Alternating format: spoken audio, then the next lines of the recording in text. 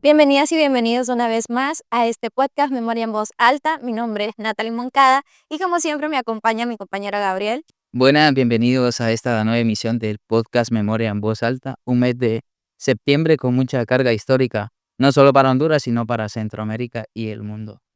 Así es, en este mes, debido a toda la carga histórica que representa, el podcast se llama Memoria, Resistencia e Independencia.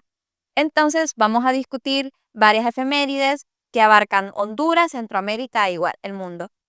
Dentro de estas efemérides conmemoramos el 15 de septiembre la independencia de nuestro país. También dentro de estas efemérides está el regreso del presidente Manuel Zelaya en clandestinidad y otras fechas importantes como ser eh, la tragedia del 11 de septiembre ocurrida en Estados Unidos. Así es. Bueno, vamos a adentrarnos un poco más en todos estos temas a medida que va avanzando el podcast, pero vamos a dar inicio con la primera efeméride, que es sobre el golpe de Estado en Chile y la muerte de Salvador Allende. Pero la efeméride nos va a decir un poco más de todo esto y después regresamos.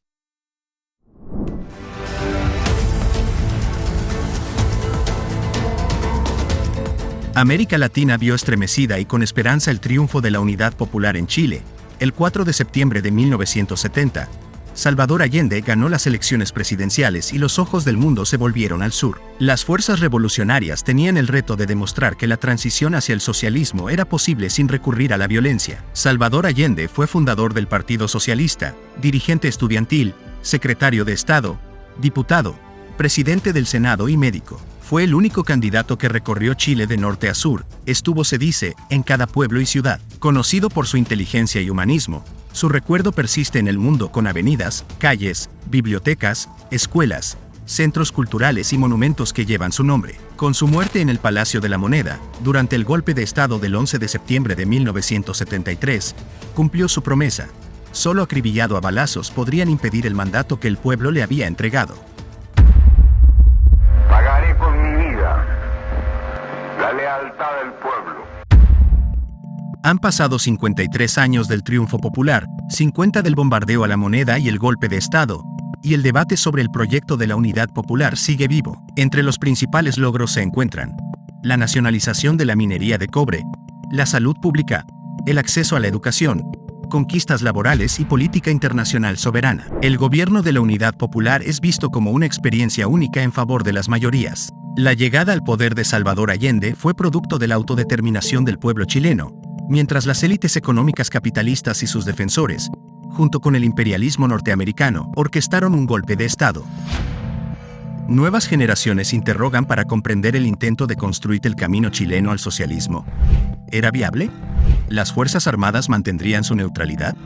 ¿La Unidad Popular podría sobrevivir en medio de la Guerra Fría y visión guerrerista del imperialismo norteamericano?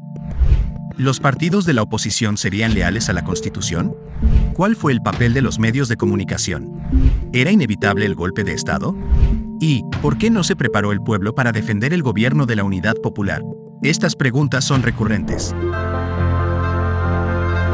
Hoy, 50 años después, el mundo recuerda la valentía y heroísmo de Salvador Allende, del pueblo chileno. Las reflexiones conmemorativas son variadas. La Organización de los Estados Americanos llamó a reconocer al expresidente como una figura histórica de la región.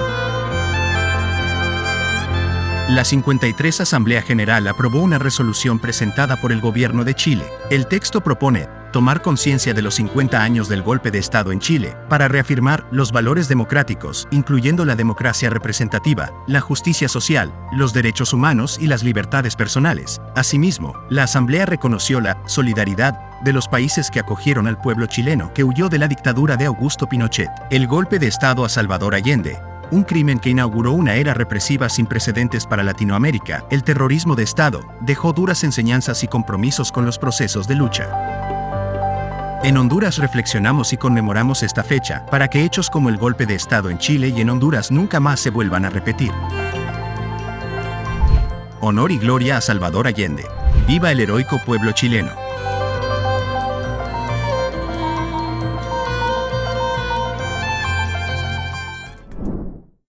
Mirábamos la efeméride de la fecha, el 4 de septiembre y 11 de septiembre, que condensa la historia, parte de la historia de de lo que vivió Chile, una con la proclamación de el presidente Salvador Allende y el 11 con el golpe de Estado y asesinato de quien era presidente, un golpe de Estado que viene bajo el mandato, de Augusto Pinochet, Con el respaldo de la CIA, de hecho, si recordás. y que posteriormente desencadena una de las dictaduras más crueles que ha vivido el continente americano. Así es. Se extiende hasta 1990 y durante este régimen militar se implantan políticas neoliberales que persiguen sistemáticamente a la oposición y miles de chilenos son detenidos, torturados, desaparecidos o asesinados, ¿no?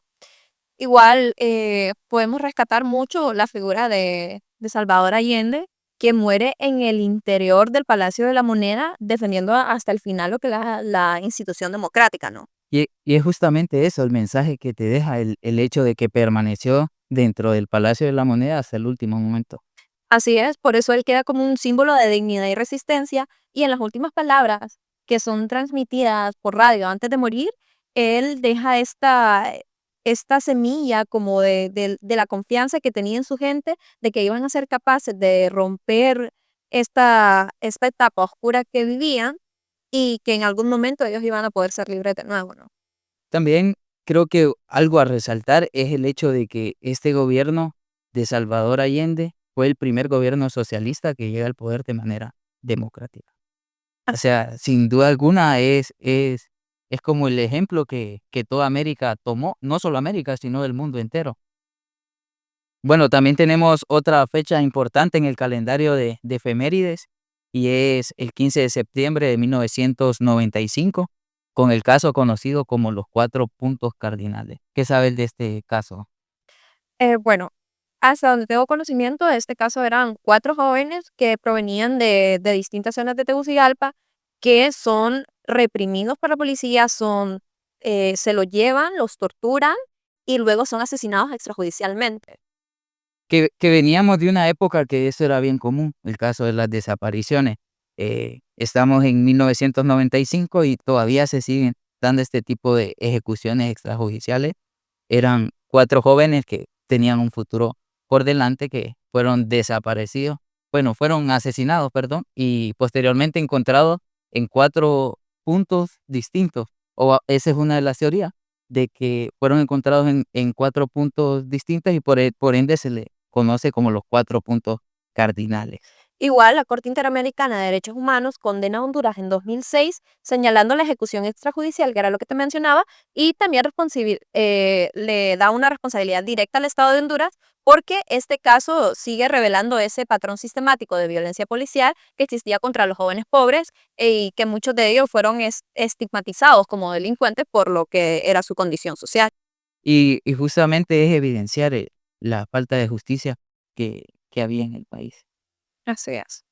Bueno, continuando con las efemérides del mes de septiembre, tenemos también nuevamente el 11 de septiembre, solo que esta vez nos trasladamos hasta Estados Unidos en el atentado de las Torres Gemelas, ¿no? Creo que nosotros estábamos bastante jóvenes cuando aconteció esto y aún así creo que tuvimos esa impresión mediática, ¿no? Creo que en todos los medios había escándalo. Obviamente, y creo que hasta las nuevas generaciones les hablas del 11 de septiembre y saben qué fue lo que pasó. Así es. Bueno, vamos a ver la efeméride, nos va a contar un poco más sobre esto y regresamos.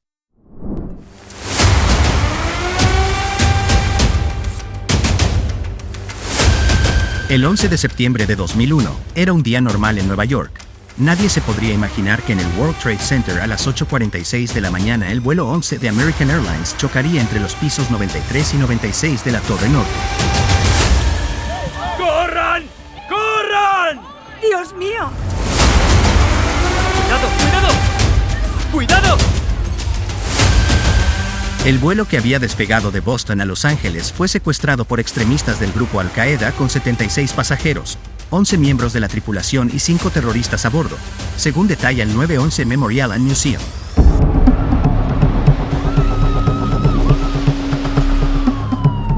Una enorme bola de humo y fuego salía del edificio y por la televisión las imágenes causaron un gran impacto que dejó paralizada y desconcertada a toda una nación. Se inició así el más grande ataque terrorista en contra de los Estados Unidos de Norteamérica. El segundo impacto fue el del vuelo 175 de United Airlines a las 9:03 de la mañana que golpeó la Torre Sur. Viajaba con 51 pasajeros, 9 miembros de la tripulación y 5 terroristas. La aeronave también había partido de Boston y se dirigía a Los Ángeles, pero fue secuestrada entre las 8:42 de la mañana y 8:46 de la mañana y redireccionada a Nueva York. El rescate de las personas atrapadas comenzó entre el fuego, el humo y los escombros. Las personas en su afán de salir golpeaban las puertas que por los impactos se dañaron. Mientras tanto el sistema de ascensores había colapsado. La realidad de las personas atrapadas fue realmente espantosa y aterradora. Al explotar el segundo avión, miles de litros de combustible crearon una bola de fuego que bajó por el ducto central de los ascensores y se esparció por todas partes, mientras las torres gemelas ardían en llamas. Decenas de personas se lanzaban por las ventanas. Las grabaciones de llamadas a la línea de emergencias 911 dan muestra del horror en su interior cuando muchos suplicaban ser rescatados. Departamento de Bomberos 408, ¿dónde está el fuego? Hola, estoy en la planta 105 del World Trade Center. Acaba de producirse una explosión. ¿En qué edificio está? ¿En el 1 o en el 2? En el 1. No se mueva, estamos en camino. Dense prisa, por favor. Toda la atención se centraba en Nueva York. Los familiares de los trabajadores querían estar cerca de los edificios para saber de sus parientes. Cientos de rescatistas se unieron a las labores de rescate entre los escombros. A las 10:28 de la mañana, la torre norte del World Trade Center se derrumbó. El tiempo entre el primer ataque y el colapso de las edificaciones fue de 102 minutos. Se estima fueron más de 3.000 personas que fallecieron. El atentado dejó efectos colaterales en los sobrevivientes y sus familiares, como traumas psicológicos, problemas de salud en sus pulmones, hígado y piel, entre otros, que de acuerdo con el personal médico están vinculados con el incidente del 11S por inhalación de plomo y asbesto. Continuando con el ataque, el vuelo 77 de American Airlines a las 9:37 de la mañana chocó en el Pentágono, en Washington. El corazón del poder militar de Estados Unidos se vio estremecido por la aeronave secuestrada por 5 yihadistas y que transportaba a 53 pasajeros y 6 tripulantes. Esto fue el comienzo del caos y desesperación para miles de personas.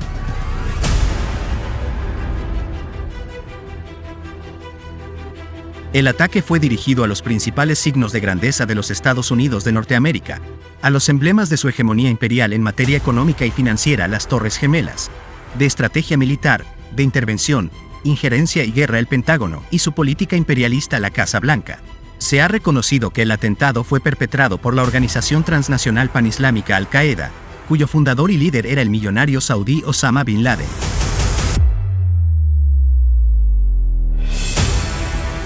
Desde el gobierno de la refundación condenamos los hechos del terrorismo, tanto de Estado como de grupos armados, recordando que la más afectada por los brutales ataques siempre será la población civil de cada nación. En esta emblemática conmemoración, nos sumamos a los llamados al respeto y consideración de los derechos humanos universales, alzando la voz en nombre de la no repetición. Honor y gloria a los que perdieron su vida en los ataques terroristas a Estados Unidos el 11 de septiembre. Observábamos la efeméride del 11 de septiembre, un hecho que marcó la historia del siglo XXI, con un ataque terrorista a las Torres Gemelas y al Pentágono. Cobró más de 3.000 vidas y más de 6.000 personas heridas. Resultaron producto de este atentado. Más allá del atentado, son las consecuencias que vienen posterior a esto, que es primero la invasión de Estados Unidos a Afganistán y en 2003 la guerra contra Irak. Así es, porque estas guerras dejan cientos de miles de víctimas civiles y también bastantes críticas internacionales por violaciones a los que son los derechos humanos, ¿no? Por eso nosotros recordamos este hecho y condenamos toda forma de terrorismo, ya sea de grupos armados o por parte de los estados. Y el miedo que también deja en la sociedad la zozobra de no saber en qué momento puede volver a ocurrir, porque son hechos inesperados que realmente no. No, Más allá de eso, también cambió la política de Estados Unidos en cuanto al terrorismo, desencadenando una guerra, una cacería contra esto. por esto cada año, el 11 de septiembre, siempre Estados Unidos sigue conmemorando, ¿no? Las víctimas que perecieron, todos los miembros de los mecanismos de respuesta inmediata que respondieron y perdieron la vida, la pérdida de miles de personas, miles de familias heridas. Bueno, vamos a traer a la mesa también otra fecha importante, como ser el Día Internacional del Derecho al Acceso a la Información, una fecha que conmemora la importancia de que tenemos todas las personas de tener acceso a la información. Así es, el 28 de septiembre fue proclamado en 2015 por la UNESCO como el Día Internacional del Acceso Universal a la Información. El origen se remonta a lo que son las luchas de periodistas y organizaciones sociales que desde el siglo XX defendían que la transparencia y la rendición de las cuentas son pilares de la democracia. El día busca recordar que todas las personas tenemos el derecho a saber cómo actúa el Estado, qué decisiones se toman y cómo se utilizan los recursos públicos. Justamente, y tener el acceso a este tipo de información veraz, pues nos garantiza tener transparencia más que todo en los gobiernos.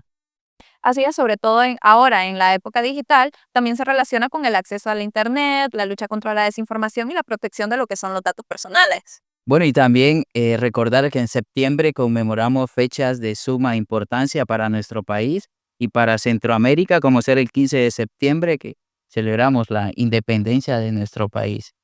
Así es, justamente septiembre, llamado el mes patrio, está cargado de varios acontecimientos que nos traen a lo que nosotros conocemos hoy como la independencia, ¿no? Inicia el 5 de septiembre de 1821 con la proclamación de independencia de Centroamérica. También 10 días después entonces se firma el Acta de Independencia por Centroamérica. Y igual, la efeméride nos va a explicar un poquito más, ¿no? Porque también tenemos otros eventos el mero 15 de septiembre, como el natalicio de Josefa Lastiri, quien era la esposa de Francisco Morazán. Y el fusilamiento del general en Costa Rica en 1842. Así que pasemos con la efeméride y luego regresamos.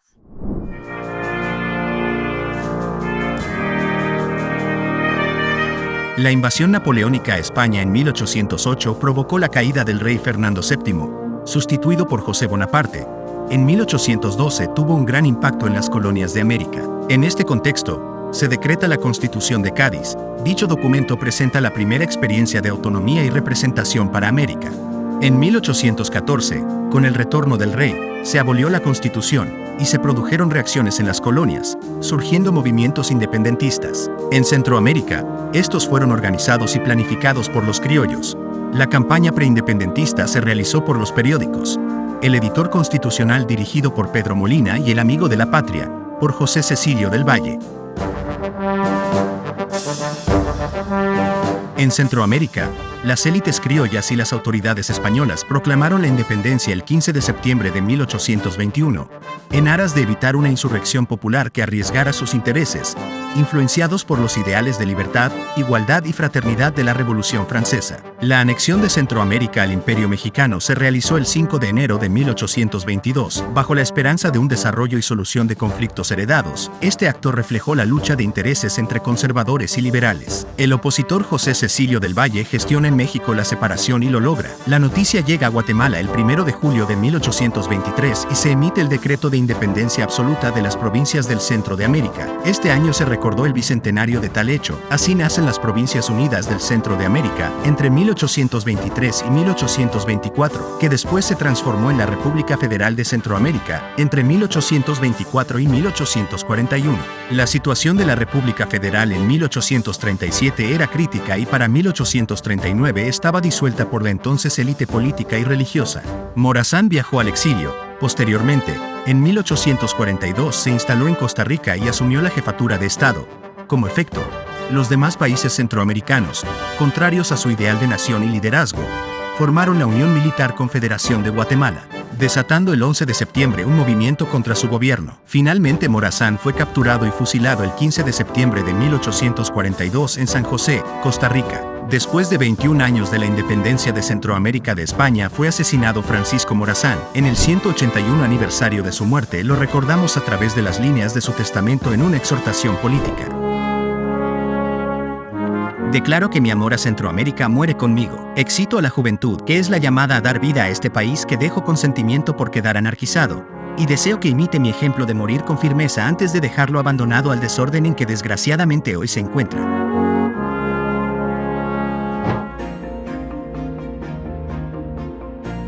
En la actualidad, el gobierno de la refundación de la presidenta Xiomara Castro conmemora los 202 años de independencia, siguiendo los ideales morazánicos y su democratización, impulsando la enseñanza de la cátedra morazánica para fomentar la creatividad intelectual y práctica en el estudio de su vida, obra y pensamiento, promoviendo en la niñez, la juventud y la población en general los valores cívicos y la lucha por un presente equitativo y próspero. Cerramos esta sección con un fragmento de Morazán Vigila de Pablo Neruda. Alta es la noche y Morazán vigila. ¿Es hoy, ayer, mañana? Tú lo sabes. Como ya lo observábamos en la efeméride que nos habla de la independencia de Centroamérica, es curioso también y algo bien poco común en el mundo que 5 países celebramos la independencia el mismo día. Así es, antes éramos una unidad, no éramos una sola nación, por llamarlo de alguna forma. La proclamación de la independencia se da en Guatemala, que en ese momento era considerado como la capital o el centro, y luego ya avanzando el tiempo, cada uno fue independizándose a su propia cuenta, lo que nosotros hoy conocemos como la Centroamérica, pero cada país con su independencia, valga la redundancia. Hay muchas cosas que nos unen como países hermanos y que un día soñamos con ser una sola nación, que eran los ideales del general Francisco Morazán. Así es, que Morazán aún para nosotros sigue siendo una figura muy importante que nos recuerda la importancia de la unión y la educación como como los pilares de una patria digna. Sí, justamente leía de que entre los pilares, los ideales, era la libertad, la educación, libertad de prensa, separación de la iglesia y Estado, y que a día de hoy sigue siendo debates actuales en la región, que también se ve de que era un adelantado a su época, Morazán con todos sus ideales y su visión. Así es, todos estos ideales atemporales que aún a día de hoy siguen siendo pilares importantes y fundamentales, porque seguimos luchando contra esto para darle desarrollo. Por eso Morazán siempre va a ser considerado un héroe de la integración regional y por eso hay monumentos, escuelas y plazas que llevan su nombre, ¿no? Su figura sigue siendo un símbolo de la lucha por la justicia y la dignidad. Importancia que tiene en nuestro país y también en Centroamérica. Así es, pero igual continuando, ¿verdad? Con las efemérides, tenemos el 16 de septiembre de 1983 con la columna guerrillera de Chema Reyes y el padre de Guadalupe Carney. Sin duda alguna que sucede en un contexto de violaciones a los derechos humanos, pero sin más que agregarle, los vamos a dejar con la efeméride y luego regresamos. Honduras, en las décadas de 1960, 70 y 80, presenció el surgimiento de una generación de revolucionarios comprometidos por la justicia social y la liberación de su nación. José María Reyes Mata, conocido como Chema Reyes, sobresalió como un líder prominente. Nació el 5 de octubre de 1943 en San Francisco de Yojoa, Honduras. Con una fuerte inclinación a la lucha revolucionaria, lideró una huelga estudiantil y fue uno de los fundadores del movimiento Francisco Morazán. En la década de 1960, Chema Reyes participó en las luchas revolucionarias de Guatemala, Bolivia y Chile. Defendió las causas justas, la unidad latinoamericana frente al imperialismo estadounidense y abrazó la visión del concepto de la patria grande. De regreso en Honduras, contribuyó en la formación del Partido Revolucionario de los Trabajadores Centroamericanos, PRTC.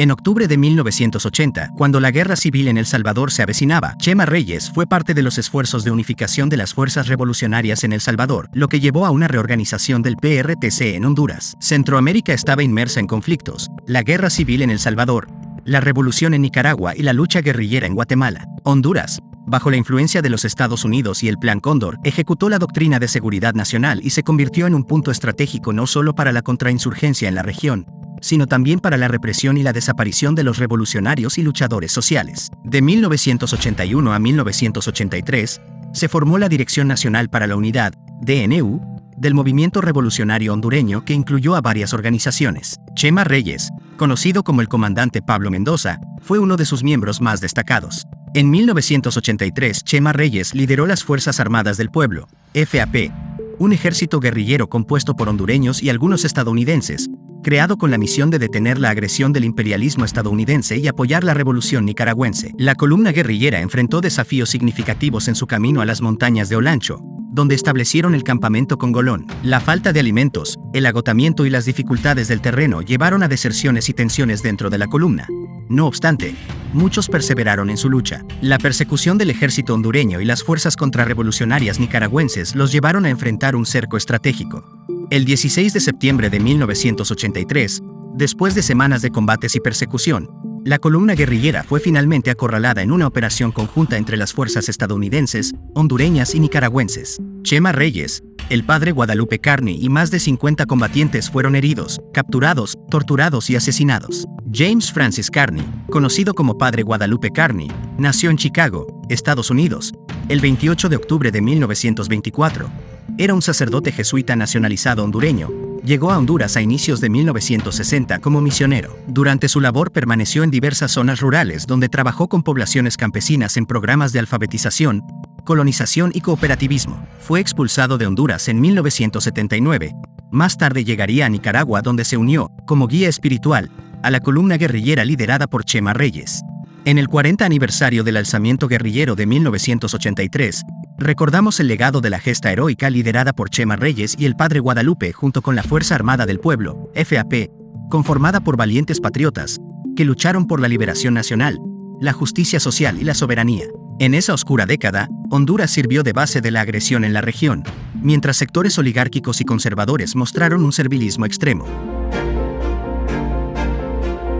Es hasta ahora, con el gobierno de la presidenta Xiomara Castro, que se retoma el camino del gobierno del poder ciudadano, interrumpido por el golpe de Estado en 2009, y se empieza a refundar la nación e impulsar cambios estructurales para erradicar la pobreza, el analfabetismo y la desigualdad social. Grandes desafíos tenemos por lograr para una pronta y debida justicia. Hay que derrotar la esquiva impunidad y la corrupción que obstaculizan el derecho a la verdad y la justicia de las víctimas de abusos a derechos humanos y desapariciones. En este aniversario, reafirmamos el compromiso de honrar la memoria a Chema Reyes, el padre Guadalupe y los demás combatientes caídos en la lucha revolucionaria por la justicia.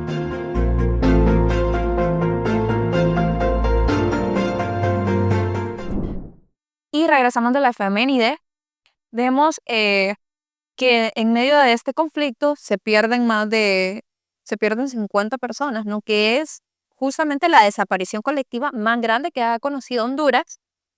Y hasta el día de hoy, las familias siguen exigiendo el conocer dónde están los cuerpos de sus familiares. Sí, justamente, y también mencionar, o sea, el espíritu de Chema, que venía de enfrentar guerrillas en El Salvador, Nicaragua, y por último aquí en Honduras, donde es ejecutado. La prensa, utilizando esa matriz mediática, publica fotos del cuerpo de Chema, y que a día de hoy pues se sigue exigiendo justicia, y a través de estos espacios traemos a la actualidad estos hechos para que no sean olvidados. Así es, y bueno, hablando de conflictos de lesa humanidad, también tenemos la siguiente efeméride, ¿no? Pues Sí, justamente el 1 de septiembre lo recordamos por el inicio de la Segunda Guerra Mundial, un conflicto armado que inicia Alemania, encabezada por Adolfo Hitler, con la invasión a Polonia. Posteriormente se viene a involucrar más países como ser Francia, Inglaterra, que en ese momento creo que pertenecían a la corona británica. y por eso este es conocido como el conflicto más devastador de lo que es la historia moderna, ¿no? La Segunda Guerra Mundial comienza el 1 de septiembre de 1939, cuando la Alemania nazi invade Polonia. Entonces, luego sucede esto 2 días después, cuando se van añadiendo otros países con un conflicto que se expande rápidamente por Europa, Asia y África. Sí, justamente es destacar, o sea, cómo un conflicto militar puede llegar a afectar a todo el planeta. Ya. Así es la facilidad con la que todo puede como eclosionar, ¿no? Y el trasfondo estaba en el resentimiento que tenía Hitler por el Tratado de Versalles, que había impuesto duras condiciones tras la Primera Guerra Mundial, y en la ideología expansionista y racista del narcisismo, que buscaba imponer un nuevo orden mundial, ¿no? La guerra dura hasta 1945 y se convierte, como te decía, en un conflicto devastador con más de 70 millones de muertos. El número de víctimas que dejó un conflicto que pudo evitarse teniendo diplomacia, entre estas naciones. Así es, y entre estos millones de muertos estaban judíos, gitanos, homosexuales, otras minorías que fueron asesinadas en el Holocausto.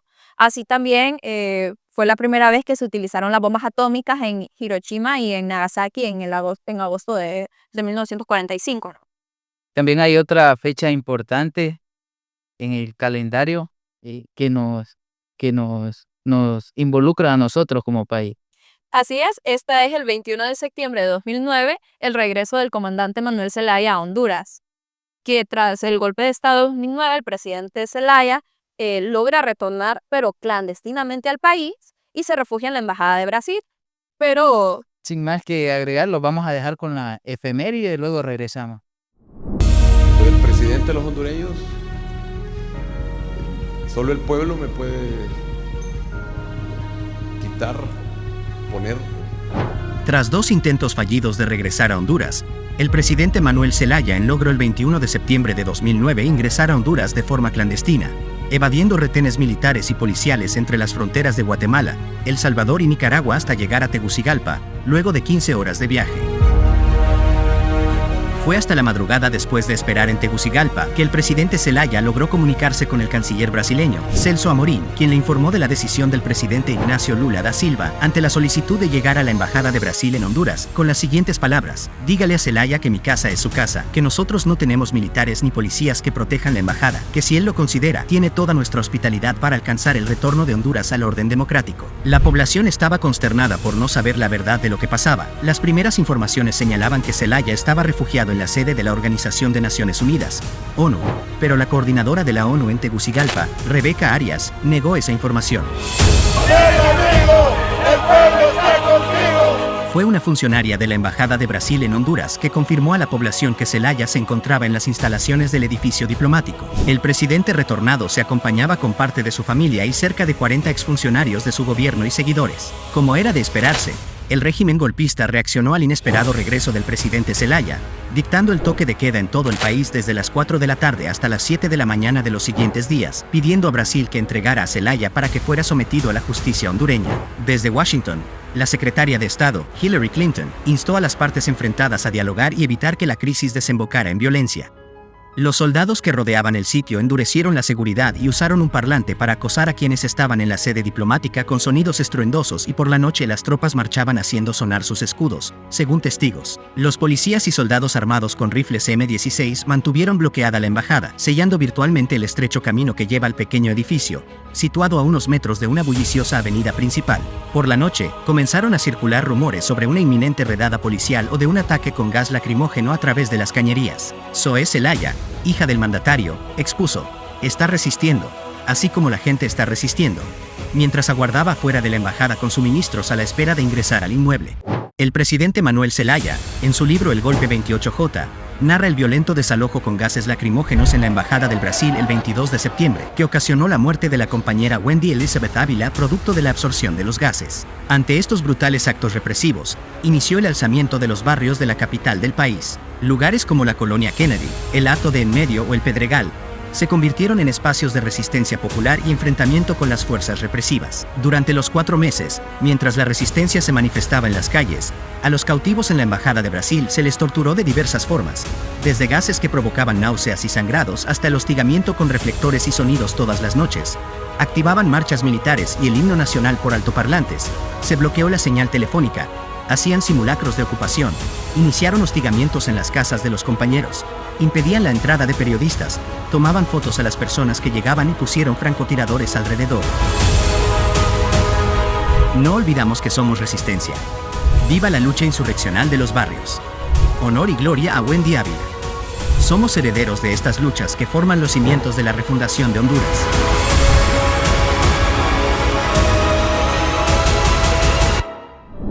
Mirábamos la efeméride del 21 de septiembre, el regreso clandestino del presidente José Manuel Zelaya después de estar en el exilio, producto del golpe de Estado que ocurrió el 28 de junio.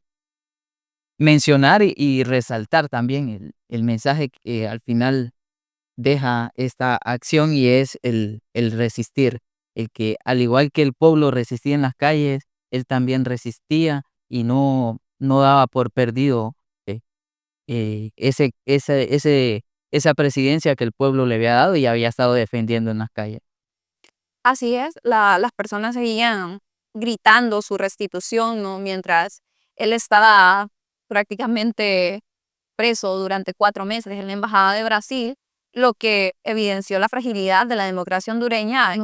A una hora del golpe nos ha dejado a nosotros una marca que jamás va a ser olvidada, ¿no? Sí, justo, y ese episodio también nos recuerda de cómo la política puede ser tanto de movilización popular como de estrategias y de riesgos personales, porque es un riesgo al final el que tomó el presidente Manuel Zelaya. Y bueno, ahora nuestra presidenta Xiomara declara el 28 de junio como el Día de la Traición a la Democracia, para que nunca sea olvidado lo acontecido en el 2009. Sí, justo, es para, como se dice la frase, el que no conoce su historia está condenado a repetirla. Bueno, con esto pasamos a la efeméride del 12 de septiembre de 1981, el caso de Manfredo Velázquez, y dejemos que la efeméride nos diga un poco, ¿no?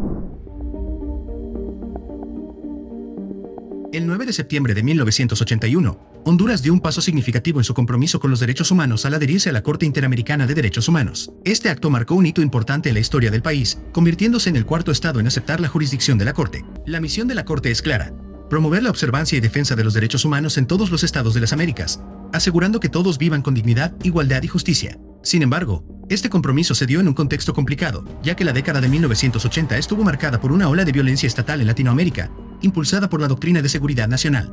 Esta doctrina fue utilizada para justificar la represión y la persecución de aquellos considerados enemigos internos, lo que resultó en graves violaciones de derechos humanos en Honduras. Durante este periodo, muchos hondureños y extranjeros fueron víctimas de abusos por parte de las fuerzas de seguridad del Estado, con el respaldo de potencias extranjeras. Organismos de derechos humanos, como COFADE, comenzaron a exigir al Estado que respetara los convenios internacionales que había firmado. El informe, Los hechos hablan por sí mismos, presentado en 1993 por el Comisionado Nacional de los Derechos Humanos, documentó la desaparición de personas como una práctica sistemática, así como ejecuciones extrajudiciales y torturas. El caso de Manfredo Velázquez, un maestro y líder sindical, es emblemático de esta época oscura. Secuestrado el 12 de septiembre de 1981 por hombres armados, su desaparición se convirtió en un símbolo de la impunidad y la represión del régimen. A pesar de los esfuerzos de su familia y de la comunidad internacional para encontrarlo, Velázquez fue asesinado bajo órdenes del director del DNI. En 1986, su caso fue presentado ante la Comisión Interamericana de Derechos Humanos, y en 1988, la Corte encontró al Estado de Honduras responsable de su desaparición. La recurrente presencia de Honduras ante la Corte Interamericana es un indicador de la dificultad de acceder a la justicia en el país.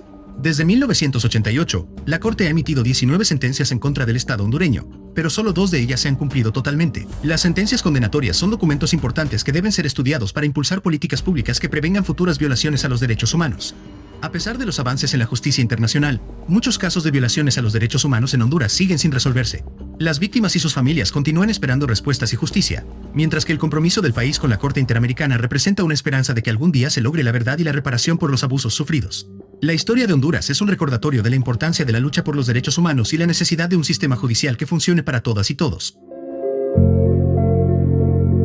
Dedicamos este espacio para recordar a las personas detenidas y desaparecidas en septiembre durante la década de los 80s y 90s en un contexto de graves violaciones a los derechos humanos. Cada nombre que aparece en la lista simboliza una lucha por la verdad, la justicia y un legado de resistencia que no debemos olvidar.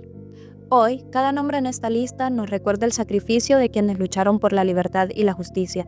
Estas vidas, truncadas por la represión, representan el dolor de tantas familias que aún buscan respuesta. Este acto de memoria es un compromiso de nunca permitir que estas atrocidades se repitan. Que su recuerdo siga iluminando nuestro camino hacia un país más justo, donde los derechos humanos sean siempre respetados.